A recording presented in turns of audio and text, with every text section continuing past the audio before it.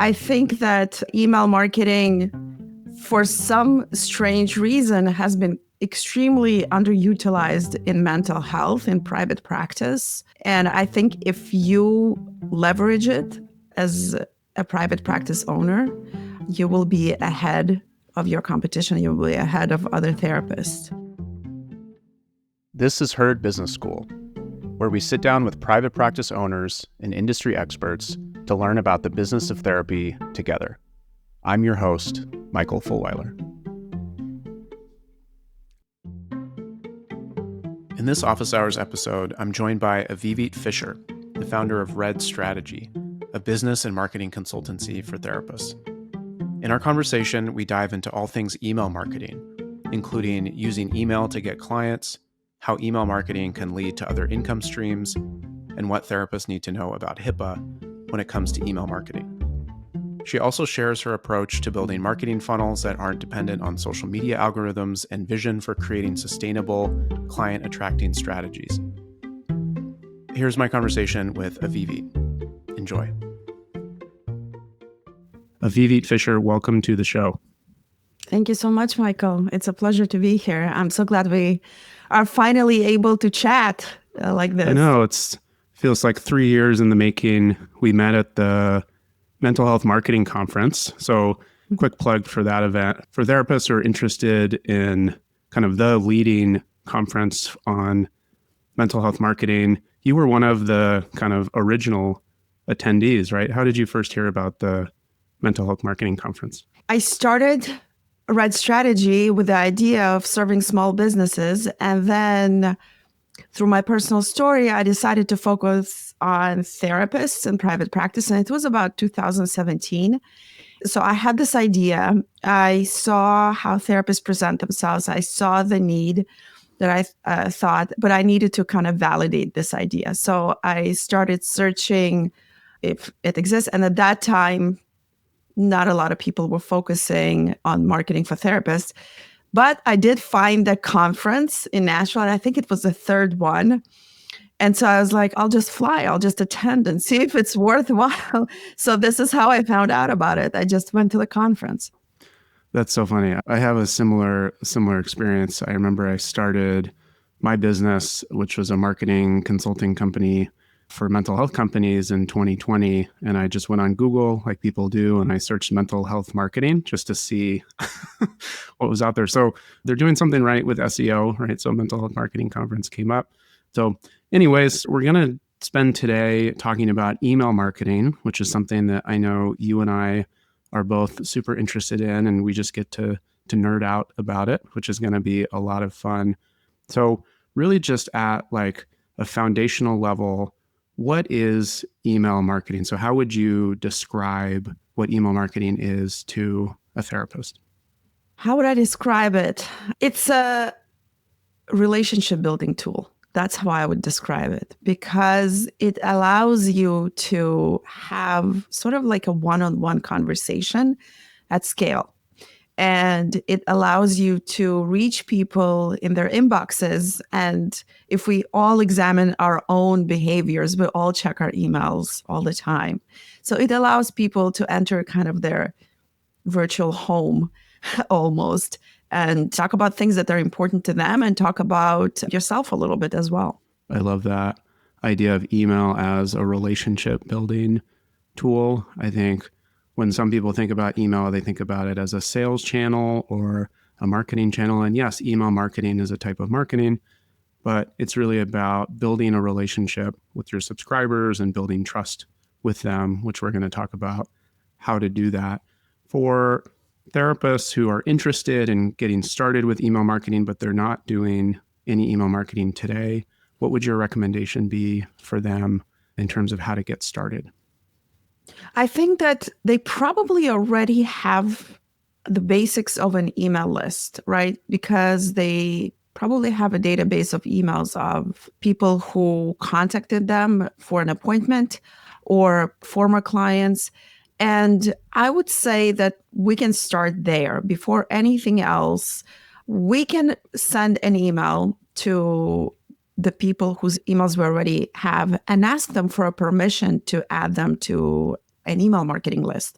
So the reason I'm saying that you need to ask for permission, because I do believe in permission marketing, permission email marketing. I don't believe in like buying an email list is a good practice for email marketing, or maybe for cold outreach, maybe if you have a sales team, but not for email marketing. So if you are deciding to add your colleagues, your former clients, your, whoever contacted your practice to your email list, you need to send them an email saying that and give them an option to opt out, basically. So this is where I would start, really. What do you think, Michael?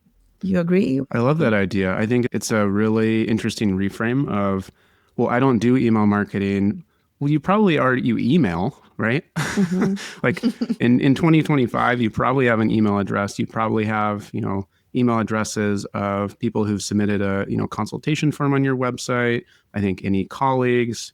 And so just creating like a simple spreadsheet, whether it's a Google sheet or Excel sheet of all of the, the contacts that you have, and then inviting them to, join your email list, I think is a great place to start. When you talk about kind of a marketing email tool, what are the options and what do you recommend between, say, ConvertKit or MailChimp or Substack and those types of what's called a ESP, email service provider? Well, I'm really partial to ConvertKit just because I love it. And it's convenient for both newsletters and email marketing to set up automations. I think everybody starts with MailChimp when they start first, just because it's kind of user-friendly and it has templates. And I think it used to be free accounts for up to, I don't know how many subscribers. Maybe it's still the case. I just like ConvertKit for its simplicity, but also it depends how you are planning to use email marketing. If you're planning to use it for your private practice as a means to attract leads, I would go with an email marketing platform like ConvertKit. There's Constant Contact. I think they also are saying that they're HIPAA compliant. And we can talk about it later if you want. If there's MailChimp, I mean, they're all kind of similar.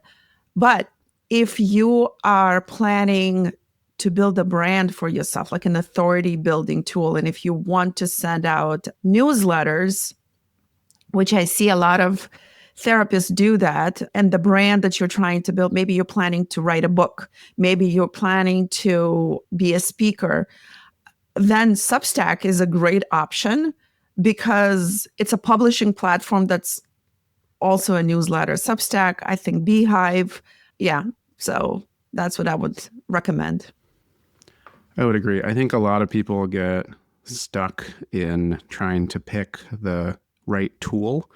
And my advice would be just pick something. I think if you're not sure like which one to pick, I would probably recommend MailChimp just because in my experience, it's the easiest to use. There is a free plan, I think up to a certain number of subscribers. Similar advice I would give to therapists about building a website, right? Like just start on Squarespace, get your website created. In the future, as your website grows, and if you want to invest more in SEO, you can switch to WordPress, right? Or a different platform that maybe has more features and functionality. But as you're just getting started, I would say like just pick something and you can always move over later. And so don't get stuck there. Right. And to your point about Squarespace, I think they have their native email marketing feature too. So you can just use that. I mean, yeah. It's easy. I've seen that as well. Yeah. Like with Wix and Squarespace, you can just send emails directly through their platform. So once you've decided, okay, I'm going to create a MailChimp account, I'm going to reach out to people who I already have their email addresses, ask for their permission to add them to my email list. Then what? Right. So after you kind of gain permission to email, you can start emailing. You can decide that, okay, make a decision, mental decision. I'm going to be emailing my list, let's say once a month. Although I recommend a little bit more frequently, but that's the first step that I would say. So what do you put in this email? Well, you reintroduce your practice. Maybe you talk about the things that would be important for your list to know, like maybe who you work with, how you help them, a little bit of a brand building exercise, maybe introduce yourself, maybe yourself as a therapist, maybe your point of view, and so on. So this would be the second step. And obviously, an existing email list like that is kind of not going to be enough. So you would have to build your email list. So incidentally, I'm teaching a workshop on building your first email list with hundreds of subscribers, right? But I would say you kind of have to plan out your steps in the sense that, all right, think about why would people exchange their email address to be on my list? Like, what would compel them? Because I see a lot of therapists have on their website an option to subscribe to the email list, but it's a very like, stay in touch, subscribe to it and you find out our news. That's not a good enough offer in 2025. Why would I want to do that? So decide what you can give people in exchange. Maybe it's a video. Maybe it's some kind of, list of tips. It doesn't have to be complicated. It can be a PDF or something like this. We call it lead magnet, obviously, as we know. It's a freebie. But for that, you really need to understand, first of all, who you are trying to attract. What is the ideal client? So everything goes back to the basics of who are you trying to attract to your private practice, who can afford your services, who you enjoy working with, and build your enticing freebie for that audience. And if you are not just starting out, if you have been in practice, you probably have traffic going to your website already. So what I say to people who hire me or I talk about this, so like a lot of therapists do invest in SEO because SEO, everybody understands the importance of that. But I'm saying that if you already invest in SEO, right, and you don't have a way to capture this traffic in some way, you're leaving a lot of money on the table, right? So the chances that somebody's going to land on your website again are low.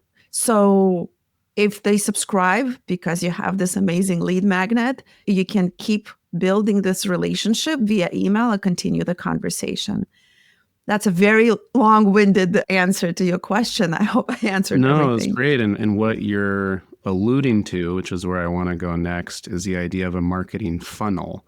And so just at a very high level, right, as you are explaining a potential client or even another therapist who's looking for a referral, like I have a, interested client, they're not a good fit for me. So I go to Google, I'm going to search maybe anxiety therapist, New York, something like that, or whatever the search term is, they land on your site.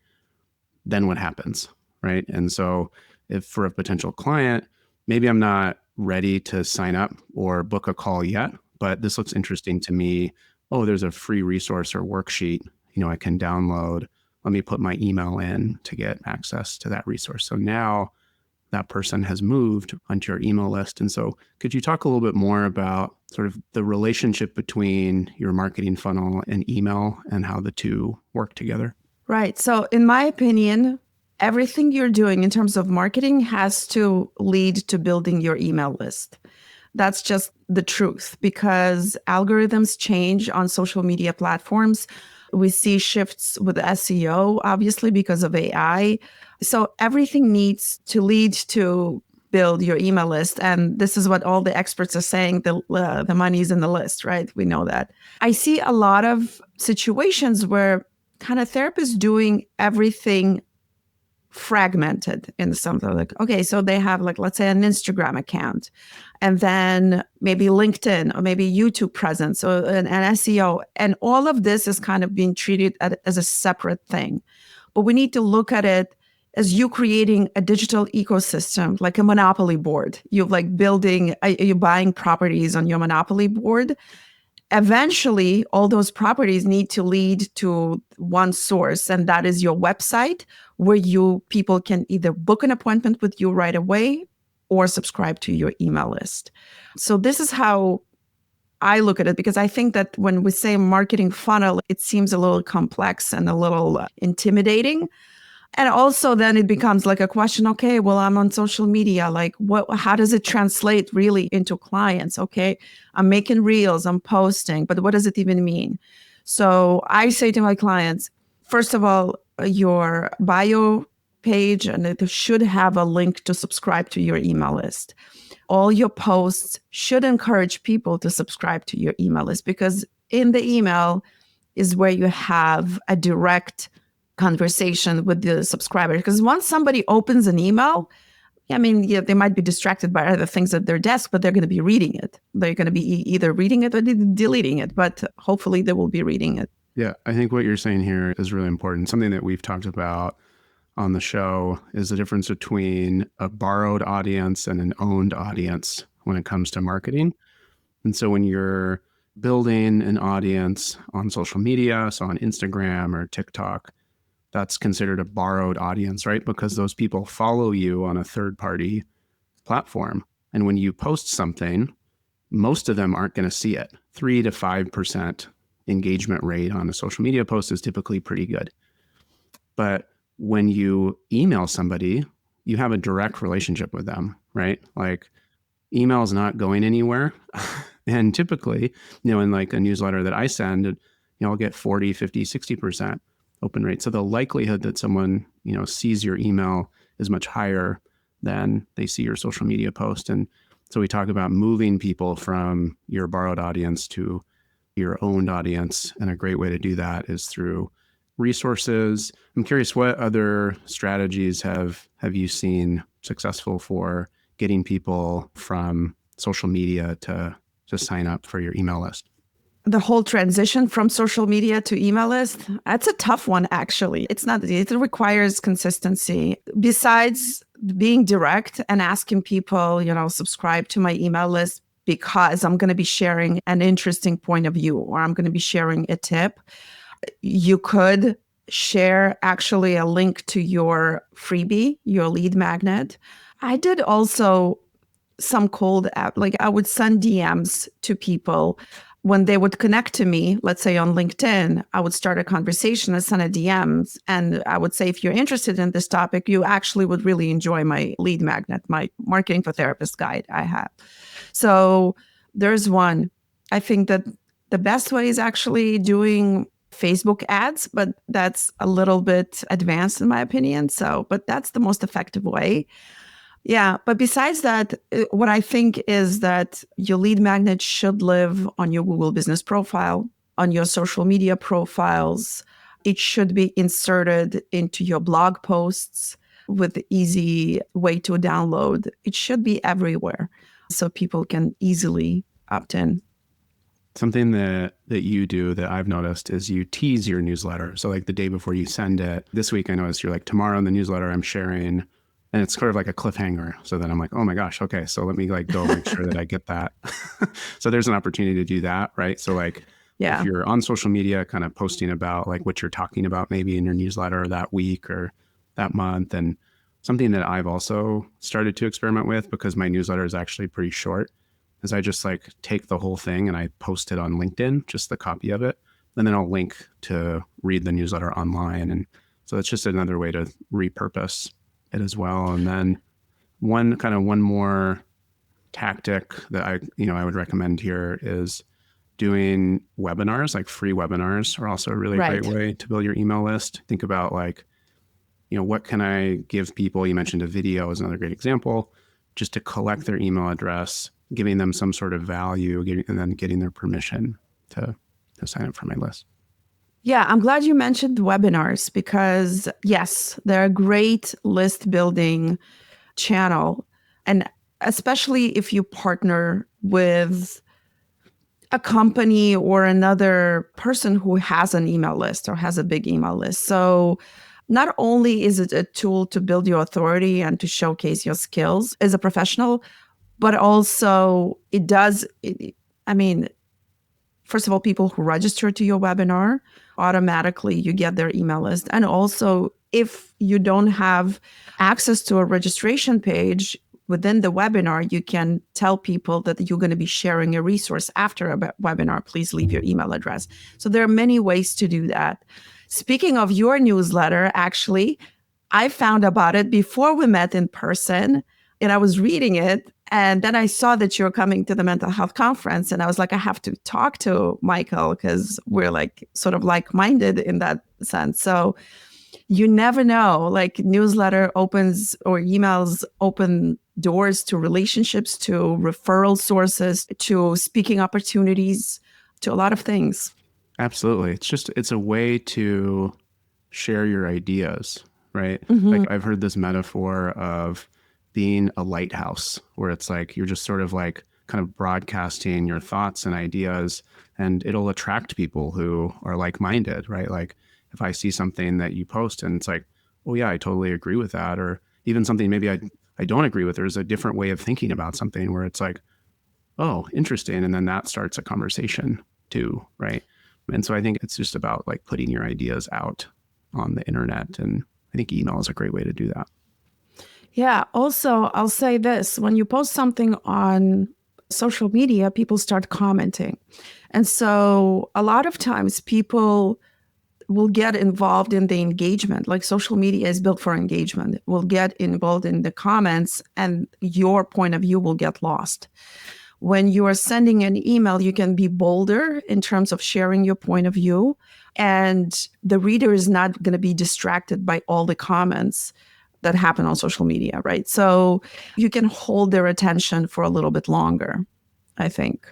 Definitely. And, I have people who respond to my emails of like, and I'll even sometimes put that, at the end, like, what do you do? Hit reply. And then that starts, the conversation too. There's also a benefit of that. If people are replying to your emails, then it helps with your deliverability too. So it's like less likely to end up in spam. So something you'll see in a welcome email, if you sign up for someone's email list, they'll send you like a welcome or confirmation email, and it'll say, hit reply and tell me, one question that you have or something like that. And part of it is probably because they're interested in just engaging with their audience, but also it helps with deliverability. That is one thing that I wanted to make sure that we touched on, was the welcome email and the kind of the importance of the welcome email. Could you talk a little bit about that and why it's often like overlooked? First of all, you want people to sign up to your email list, not by accident. And so you need people to confirm that they actually want to be on it. I actually, in terms of a technical point of view, I actually do not know all the specifics. I know that all the email marketing platforms recommend to send a confirmation email and not to just have, sign up without confirmation. I think when you, correct me if I'm wrong, but I think when you confirm, it signals to the platform or your inbox, I think, that this person wants to hear from you. And so it doesn't send your message to spam. That's how I understand it. But that I'm not an expert on. Oh, yeah. So there's like, I think there's two pieces here, right? So one is when we talk about double opt-in, when someone like subscribes or, fills out the form on your site, they get an email that's like, please confirm, and then you have to click the button. So they're basically opting in twice. So that helps to reduce spam, right? Mm-hmm. And people like bots just kind of crawling to your website and submitting your form. But the other benefit that I see with this confirmation email is, I'm not sure about your experience, but in my experience, my like welcome email when someone joins my newsletter is the highest open rate email. It's like 85% open rate. And often when people send a welcome email, it'll just say, you're in, thanks for confirming. But like if 85% of people are opening that email, that's a great opportunity, right? To maybe reintroduce yourself, maybe give them a next step, maybe share a resource. Something that I do is just reset expectations of, you'll be hearing from me every Tuesday. This is what I talk about. If you want to book a call with me, here's the link. So I think it's an overlooked thing that I think can be a big win. Yeah. And I actually said, I help my clients write a welcome sequence because I think a welcome sequence, this is what you're talking about. So yes, a welcome sequence, email sequence. What I mean by sequence, a series of about 5 to 7 automated emails that are being triggered right after somebody signs up to your email list or downloads your freebie. And then this welcome sequence with those emails, they're kind of like dripped over a certain period of time. So I like to keep them going pretty frequently in the beginning because I think that when somebody signs up to your email list, they're much more engaged. They're more interested to hear from you. And so what I see, a lot of people will send out a welcome email to just you're in, like you said, and then they go quiet for like a week or 2 weeks. And people forget why they signed up for your email unless you remind them. So yes, I agree with you. I think it's a wonderful opportunity, first of all, for a soft sale. So with your first email, the way I typically create it is the first email allows people to download whatever they signed up for, gives the next step, what to expect. They know, like, if I'm going to be emailing every day for a week, I want them to know and not be irritated. And also, I'm giving a PS and I say, like, if you want to talk, let's schedule an appointment. So I give a link to the appointment. I did add another step to the welcome sequence that I learned. And actually, I've seen great results. I learned it from somebody, an email expert. I added another email that comes out a few hours after the first email that asks a question, hey, did you look at this freebie that I sent you already? Like, it kind of like nudges people. And then I also ask a question because let's say my freebie has to do with marketing for therapists. What have you tried already? And I give a few options because a lot of times people ask a question in the email, like you said, like, what are the main challenges that you've had with your marketing or something like that?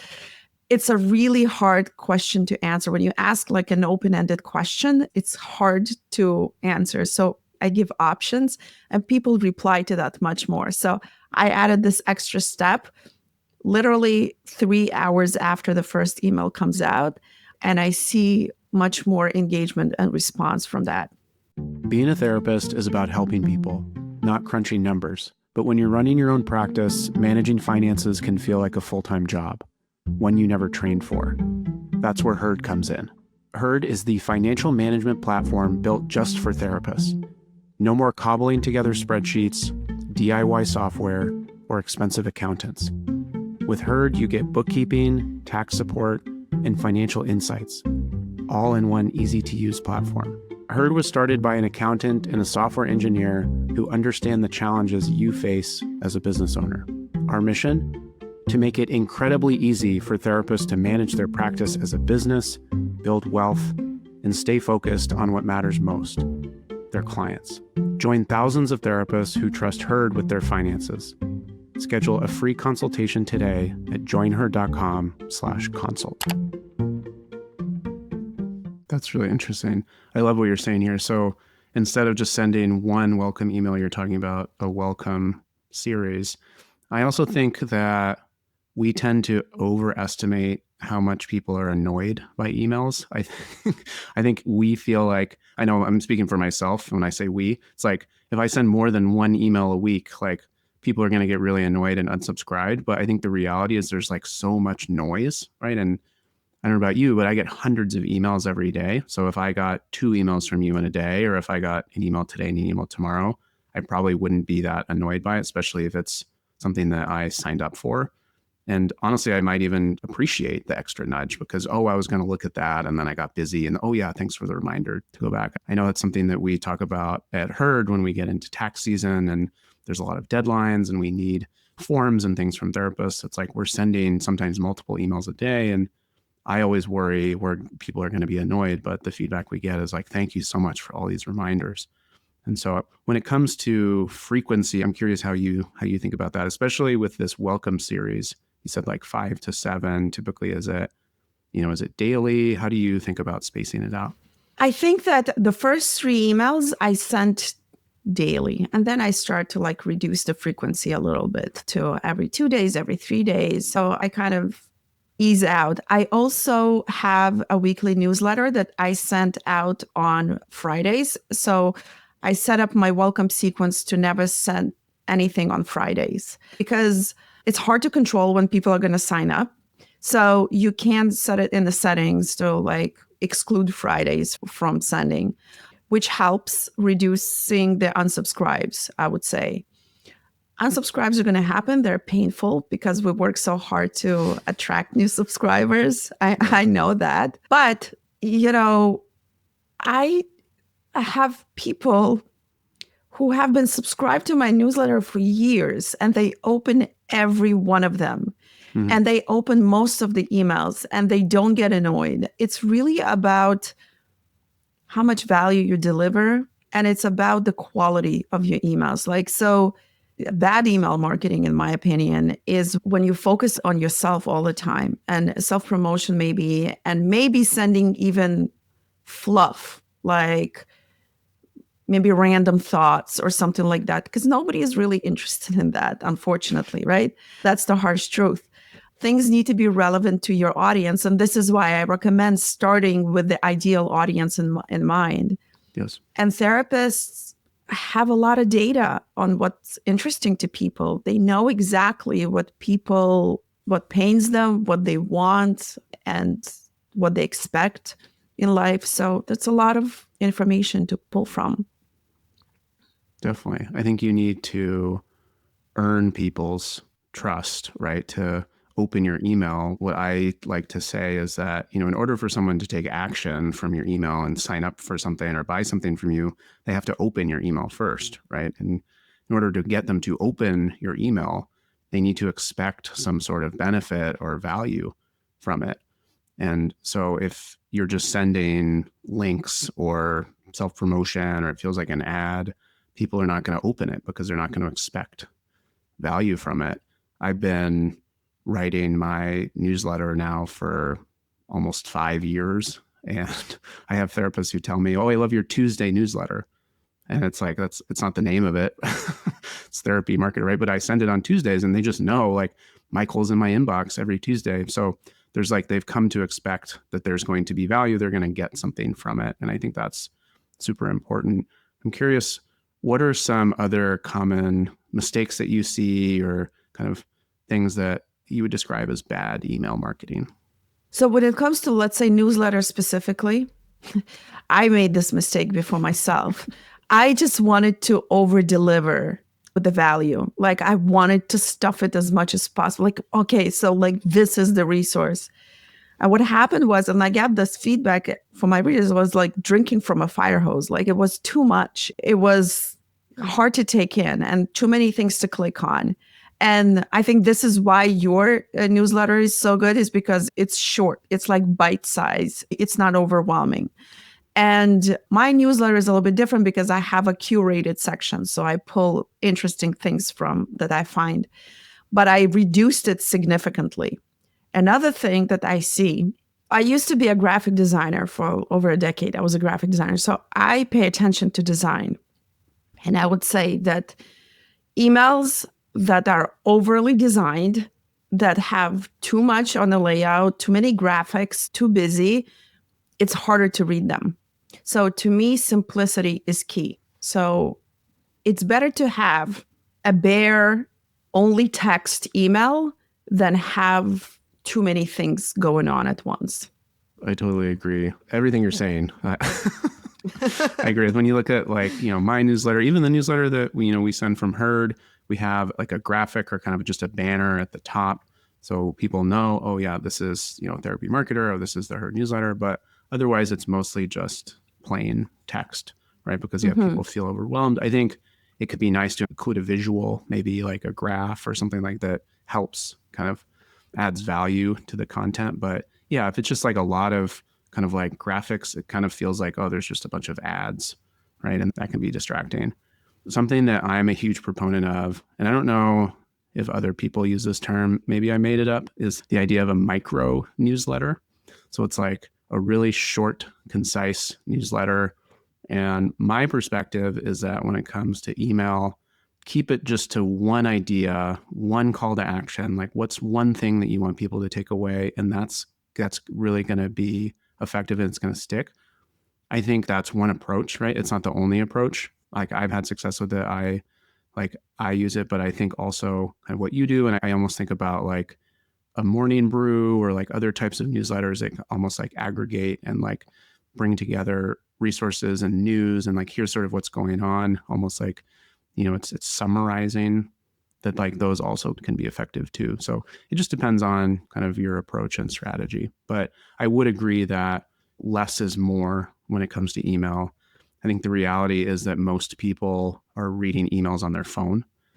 Something like 85, 90% of people read email on their phone, right? So when you think about like, if I send this really long email, like I'm just not going to read it on my phone. Maybe I'll just kind of like scroll through it. So Yeah. So you better say something very significant if it's going to be a long email.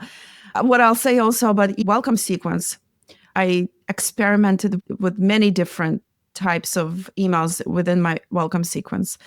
And it's important to keep in mind the person's journey to get to know you, right? So I think that a big mistake that I know I made and I see other people make is keep delivering value without asking a person to take action, right? So, and by taking action, I mean schedule an appointment, book a free consultation, whatever it is.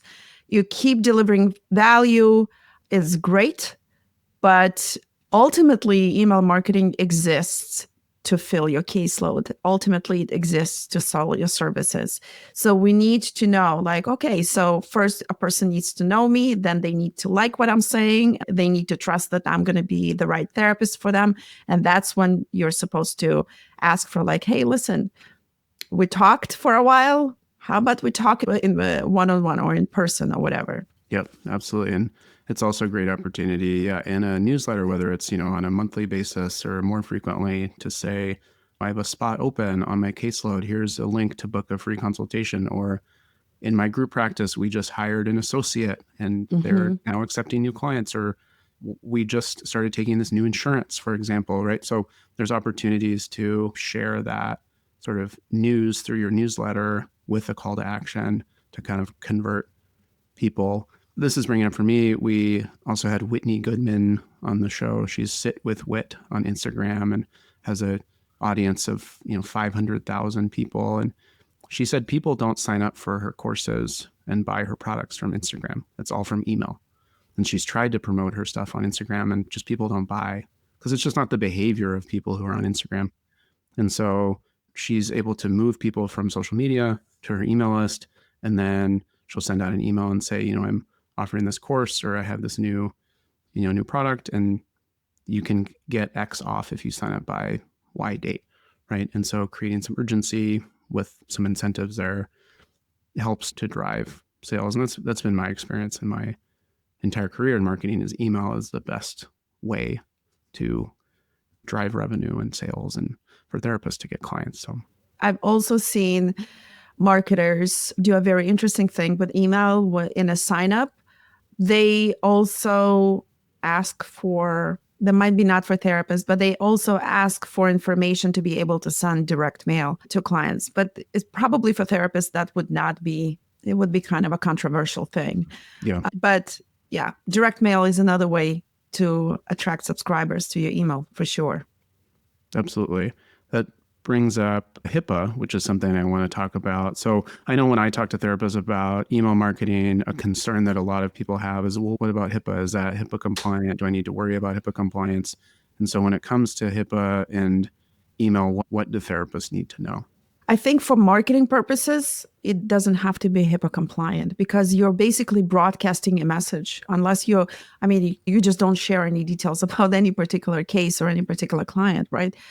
So in that respect, no, the issue arises, and we spoke about it before, is when people decide to click on the link to schedule an appointment with you, right? So then, this transition, I don't know how sensitive it is. Like once they sign up on your form to book an appointment with you, obviously the individual communication goes to your other email service like Harshmail or something like that.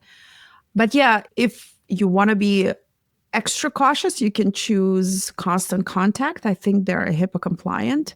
The research I did, they're not, specific email marketing platforms for therapists like HIPAA compliant. So I haven't found them.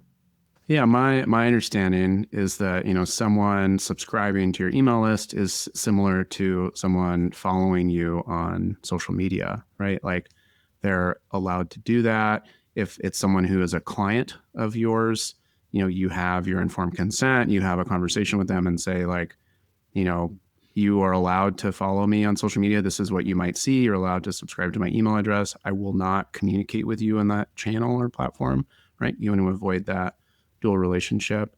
And so if someone, if you have a client who responds to your newsletter, my recommendation would be just wait, and then you could bring it up in the next session, similar to if a client is just emailing you, right? Like unless you have a HIPAA compliant email, it's something you probably just wait and you bring up in the next session. So my general understanding is that it's really not that much of a concern. And I would say if it is something you're concerned about, just include that kind of in your intake paperwork. Yeah, I agree. I would be much more concerned about HIPAA compliant instant payment apps than email marketing. Yeah, definitely. I'm curious, what is your most controversial take or hottest take about email marketing?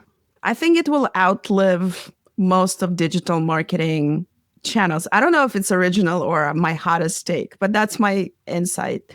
I think that email marketing, for some strange reason, has been extremely underutilized in mental health in private practice. And I think if you leverage it as a private practice owner, you will be ahead of your competition. You will be ahead of other therapists. Yeah, I don't know if it's such a controversial take, but... No, I think it is. I think what I see on LinkedIn, from the thought leaders, people say email's dead, that there's too many newsletters. We've reached saturation. And I just don't agree with that. I think email will continue to be effective. I think that there's a lot of bad email and bad email marketing. There's a lot of noise, especially now with a lot of AI generated content, right? So there's just like a lot of noise. So I think if anything, it's become more difficult to stand out. But if you have clarity on who your audience is and who you're speaking to, if you're delivering value that is helping them to solve real problems, like that's not going away. And I would say like my perspective on that is I think email is actually still underrated. Like it's not. I agree. Yeah. So I don't know if that's controversial. We agree on it, but I think it's still underrated. I don't know. Why would email be dead? Everybody's checking their emails multiple times a day. As I said, even direct mail is not dead. And that's been existent since what, the 80s? I don't know. Right, yeah. I looked at my direct mail. I keep postcards when they're relevant to me. I don't think that it's going to be dead. Blogging might be kind of dead. I don't know. Yeah. But email, even that, it's hard to know. I think that if you listen to really authority figures in the marketing space, like, I don't know, Neil Patel, like big names, they all say that email marketing, that email lists are very important. It's something that you own. It's something that's, that's not dependent on a third-party algorithm and so on. Yeah, I mean, your email can end up in spam, so don't send bad emails. Send good emails.